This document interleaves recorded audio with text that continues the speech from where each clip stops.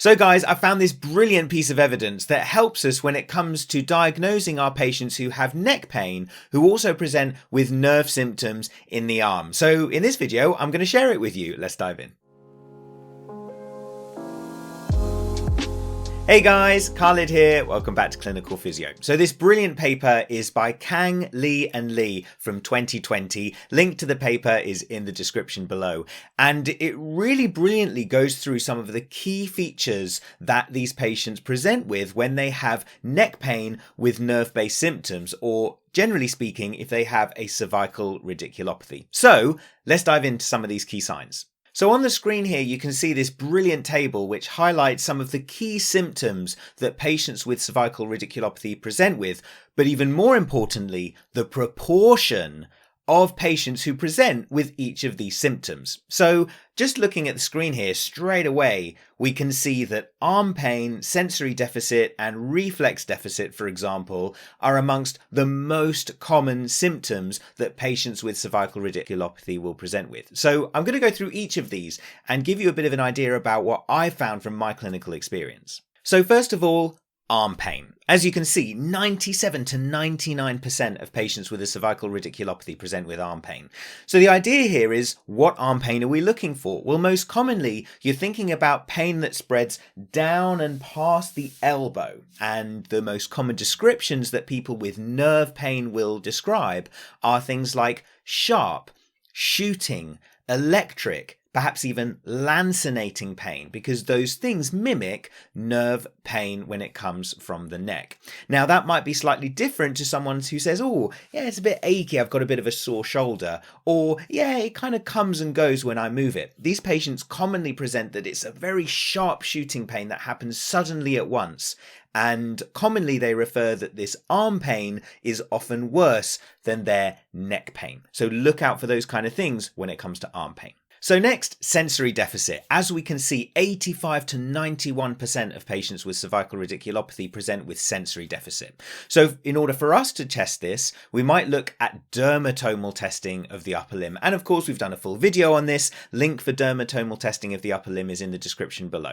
Now here we might be looking for pins and needles, numbness that the patient reports subjectively that we can then clarify with our dermatomal tests going through the individual spinal levels. And we're looking for a difference between the painful side and the non-painful side. And naturally, we're looking to see if the patient has less sensation in certain dermatomal regions on the affected side compared to the unaffected side.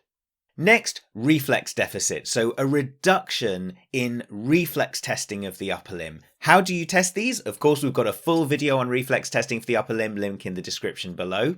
But commonly here, we might be looking at the triceps reflex, which tests the reflex at the spinal level C7, C8, the biceps reflex, which looks at the spinal level C5, C6, and the brachioradialis reflex. There's a little bit of controversy here as to whether it's C5, 6 or C6, 7, but either way, we know that we're looking at those kind of spinal levels when we're looking at these reflex tests. Of course, we're looking for a reduction in the reflex on the affected side compared to the unaffected side that perhaps suggests that this patient has a cervical radiculopathy. So next, neck pain. 56 to 80% of patients will present with neck pain.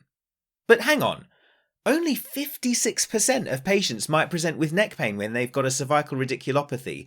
That's really interesting, and it just goes to show that arm pain at 97 to 99% is a much higher predictor of a cervical radiculopathy. So here, I suppose that means that we really need to look out for that arm pain that spreads down and through the arm. And remember that just because our patient doesn't have neck pain doesn't necessarily mean that they don't have a cervical radiculopathy if they do have that spreading arm pain. Of course, you might be doing your physical examination and you might find that the cervical spine range of movement tests actually aggravate their arm symptoms. Naturally, that's going to be an indication as well.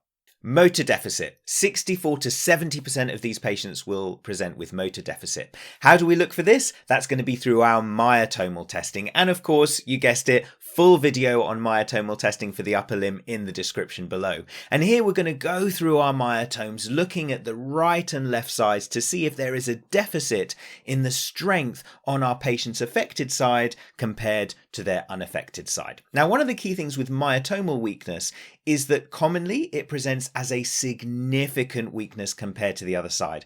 So not the kind of reduction in strength that you're probably thinking, oh, a couple of exercises might be able to sort this out. You're looking for a clear increased weakness that's significant compared to the other side. So the last symptom I'll talk about in this list, periscapular pain. So basically we're talking about here pain around the posterior thorax, around the region of the scapula. Now 37 to 52% of patients who have cervical radiculopathy present with pain here. And I think this is really crucial because commonly in the past I've seen patients who had been diagnosed with a shoulder problem because they had pain around the scapula. However, it's actually much more common that this could be a referred cervical spine pain into and around the scapula. So definitely look out for that. So there you go, guys. I really hope this video has been helpful to kind of go through some of those clinical features so you know what you're looking for. Of course, link in the description below for loads of our videos to help you with further details on how to test myotomes, dermatomes, reflexes. And of course, we've got loads of information on Instagram at Clinical Physio and on our website, clinicalphysio.com. Please smash that like button if this video has been helpful for you. It's the #1 thing you can do to help our channel. And otherwise, I'm Khalid. See you soon here on Clinical Physio.